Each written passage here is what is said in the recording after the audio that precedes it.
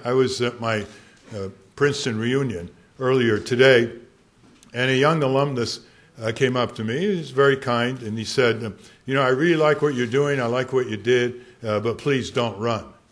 I said, do you realize what you're saying? And he said, yes, just please don't run.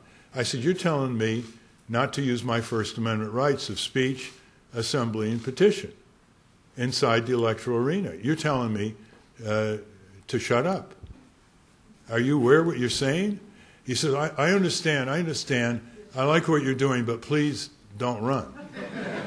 So I went through, I said, well, let's say, would you tell those voters who, instead of trying to determine which one was least worst between the Democrats and the two parties, let's say, in the 19th century, the two major parties, and instead cut out and voted for the Liberty Party, which was the anti-slavery party, would you say to those candidates, don't run?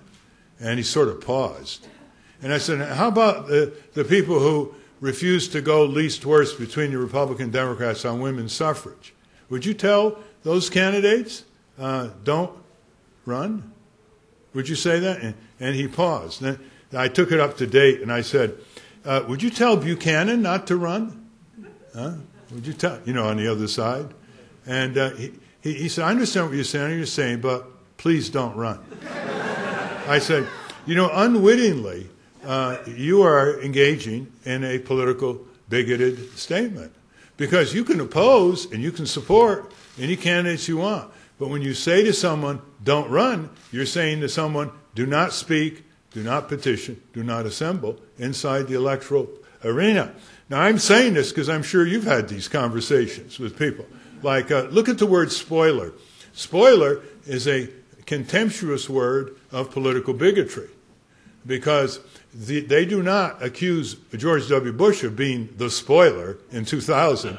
And last I heard, he got more votes than I did vis-a-vis Al Gore. It's only the third party and small candidates, independent candidates, that are called spoilers. And think of the hubris here. These two parties have spoiled our elections. They've spoiled our government. They've spoiled our politics. And they have the temerity to say to someone who wants to reform the process that they're spoilers. They have no sense of humor, even satiric. I mean, how do you satire satire? Can anybody tell me? How does satire?